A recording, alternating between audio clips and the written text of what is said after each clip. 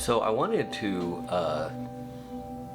tell you guys kind of how I got into photography and kind of my journey with photography and what it's kind of been like for me. I have a weirdly tumultuous relationship with photography.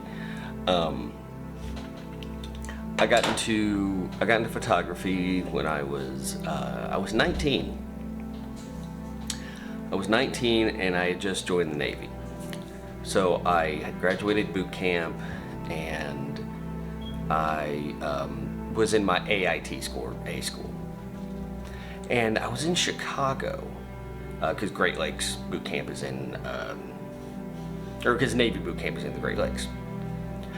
And I went to a Circuit City downtown, which for the kids today, that's like a Best Buy or a Micro Center.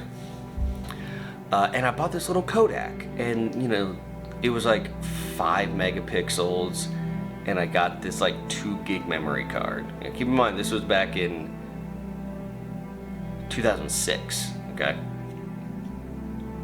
So almost 20 years ago. And I bought it just because I wanted to, you know, just share pictures with family and friends back home when I went on deployment. So I got that, and you know, I started walking around downtown Chicago. And I couldn't tell you where I was at. I know I wasn't far from Millennium Park, but wherever that Barnes and Noble used to be, it was somewhere near there. And I just started walking around with friends and just taking pictures. And I was like, this is really cool. Like, this is kind of awesome. It was one of those like easy shares where it had that, like, that dock you could plug it into. It was one of those. And I just remember this one picture that sealed it for me. Now, I don't have this picture anymore. I don't have the original because this is forever ago. Like, Android and iPhone didn't even exist yet. That's how long ago this was. I remember I was with friends and somebody said, "Hey Randy, look at this." And I swung around and I accidentally took a picture. I was like, spun around. And I was like, oh crap, and I looked at it, and the entire picture obviously was blurry, except for this one bird. This one little bird was perfectly in focus. And on that screen, that bird was maybe a total of 30 pixels. But it was the only thing in that shot that was in focus. And I saw that, and I was like, keep in mind, there's no zoom, it's a fixed aperture. It was the most basic. It wasn't much, it had less functionality than some of my film cameras.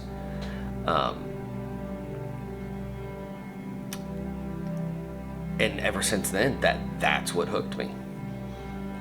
It was just utterly amazing. I couldn't recreate that today if I wanted to. Not that accidentally, not that organically and fluidly. So I was like, okay, yeah, I like this. To the point that when I got back to base and I started going to my classes again, I kept up with it, and I started to go into all the camera stores, and I made some friends that are into it. I tried to change my job in the Navy because I signed up to be a firefighter, but I tried to change it to photography, and there was no spots open basically, so I didn't get to, which is fine. But that summer, so from June to December, that was my deployment overseas, but you could also kind of call it my first photo trip. And, you know, I captured, you know, the deserts in Dubai. I went around the southern Horn of Africa. I saw Malta from a distance. It's just so many things. And I was like, yeah, this is what I want to do. This is me. So I got back from deployment in December 2006. And my first real camera, my first DSLR, was an Olympus E500. And I love that thing. That was my first real camera. I think I had 2 or 3 lenses with it. It was great. You know, I was still learning photography. You know, I was still beyond a novice. But, you know, I was watching YouTube video. Well, I don't remember if YouTube was around back then, but I was watching videos online and reading books and, you know, just learning it. And eventually I got a job as the base's photographer for the newspaper. And I was horrible, and I was not good at it, but it was my first real experience. And I think that's even the first time I used a Canon, because I had to use their stuff. And I was terrible at it. And that's where I learned kind of my first foundational understanding of it. So I very abruptly got out of the Navy. It was kind of abrupt and kind of unexpected. You know, got a job at a scrapyard. Got a job at a scrapyard, still did photography, still loved it, all that. And eventually I got laid off from there about 5 months later, and I got a job at a portrait studio. And to this day, that portrait studio in the Avenues Mall in Jacksonville, Florida, was the worst job I have ever had. Just hands down, worst job I've ever had. The owner was just a mean, vile person. He was just a bad dude. And I quit. That was the only job to this day I ever just walked away from. No 2 weeks notice, I was just done. Just walked away from it. That's how bad it was. And, you know, that was hard to do because that was my first photography job. But it was that bad. I just couldn't, it was that bad. I just couldn't stand it anymore. So it actually ruined me on photography for a while. And, you know, my very abrupt separation from the military basically left me with nothing. No money, no car, no driver's license, because I did have a medical discharge, and that got revoked for a while. So I had no money, no nothing. So I actually ended up pawning my camera, which was horrible, but we were behind on rent, and it was just a bad life back then. It was just a bad situation. So I had to sell it to get caught up on rent, and, you know, my son was only like 4 months old at the time. So I had to sell it to get caught up on rent, buy him food, all that. I didn't touch a camera for 5 years. I didn't touch a camera for 5 years because it was traumatizing in a way. So about 5 or 6 years later, you know, we're doing better, I got another kid, all that. And I was like, you know, like, I was at Walmart and I saw one of these like kit, you know, these cheap kit, it was like a Nikon D5500, something like that, or 5300. And I was like, you know what, I'm gonna get that. I didn't really have the money to get it, but I figured it out and I got it. A little irresponsibly, but, and I learned that the passion was still there just as much as it had always been. Just as much as it had always been, even back then, or from back then. You know, I wasn't really taking it all that seriously from like a career standpoint, because I was in IT and, you know, just doing that and trying to survive doing that. And you know, I did a birthday party here and there, but I was keeping it as a hobby. And about 2 years later, her and I got divorced. And I was a single parent and didn't know what I was doing. And again, I needed the money. So I sold that kit too. I was actually making some money with it, but I didn't know what I was doing, and I wasn't charging nearly enough. And yeah, I ended up selling that kit too, which was impossibly difficult. That was such a hard decision I had to make, but you gotta do what you gotta do. So I made a decision right then and there. I said, I am not gonna even touch another camera or think about photography until I get my shit together, and you know, I learn how to budget and become good with money, and I get myself in a position where I'm not gonna have to do that again if things go south. And that took another probably 5 years. It was about another 5 years. So eventually got good with money. I bought a house, I had savings, and I was learning.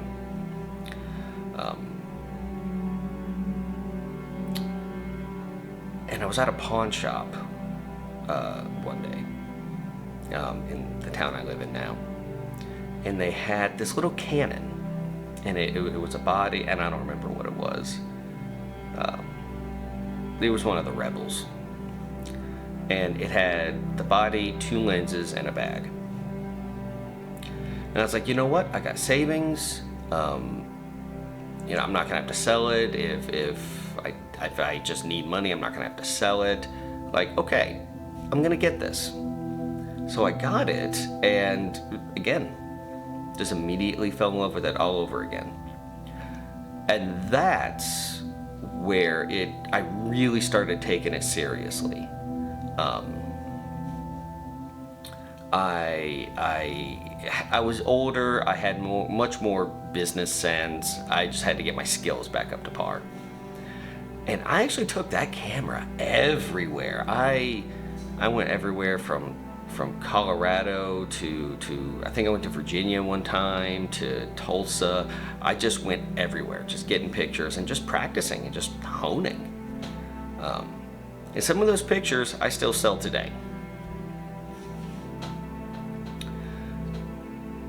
And I got that, and I eventually, you know, sold enough and made enough through like Etsy and some stock photography that I ended up buying a Nikon D5500 at a pawn shop. So I had 2 cameras. I had a primary, I had a backup. It was great. And it's kind of just been growing from there. I divorced my kid's stepmom about a year ago, and then that's when I decided, like, you know what, I've been kind of messing around with this for far too long. Like, now is the time to take this seriously, because, you know, my oldest is just around the corner from 16, my youngest is almost 12, and they can take care of themselves, and I can maybe, you know, learn some things, teach them some things, but I have a very stable job now. I own a house, I have my savings, I have everything I need to pursue it now. So this version of photography for me, Javelin photography has been around about a year and a half. I always thought I would eventually be able to focus on what I really love, which is nature, which is black and white, fine art, nature. That's not really the right choice for me, at least when my kids are so young. So that's when I decided to, okay, I'm going to focus on commercial. I'm going to focus on small business and product, because I'm not really a social photographer. And honestly, that old studio in that mall kind of ruined families for me, or ruined social photography for me. So since then, I started the LLC, and Javelin Photography is actually DBA under another LLC. I invested in probably all the gear I'm gonna need for a while. Bought some classes, and the work for Javelin, you know, it's rolling in. You know, I've learned the marketing, I've learned the budgeting. I've always had kind of a freelancer mindset and a business mindset, so obviously that helps. And I'm older and I'm wiser now, and I know what I'm doing way more than I ever did before. So these days, what I'm working on is speculation-based customer acquisition for product photography. I'm trying to make this version of the business commercial, corporate, and product. And that's, you know, that leads to today, where every single day I'm posting to Facebook groups, looking for work, looking on the subreddit for my local area, trying to find product-based businesses I can go in and help, working on pricing, working on, you know, what my branding is and what my marketing is. And, you know, so far so good. You know, things are starting to come in, and this is probably the most in-depth I've ever been able to take it. If somebody had told me I was doing all of this just 5 years ago, I would have told you were crazy. And it hasn't even taken off that much. But it's starting to. So, you know, if there's any lesson to be learned in this, like, whatever your passion is, if it's truly your passion, it'll never leave you. It will be with you. Even if you don't touch it, even if you don't think about it, it's there for you, just waiting on you to do your thing and to be ready. And if you have that, then obsess over that and drill into that. You know, when I started on my journey with this, I was a complete fool. You know, I didn't know what I was doing in any regard. You know, and I'm average intelligence at best. But you just stick with it and you just keep doing it. And I'm a firm believer in that your level of success is directly related to the amount of effort you put in. You know, if any iota of effort, and you're gonna be successful. You know, there's a trade-off with the time you're putting in. You know, it will take longer if you put in less effort, but any effort at all and you'll be successful. It eventually will work out. You just have to keep trying.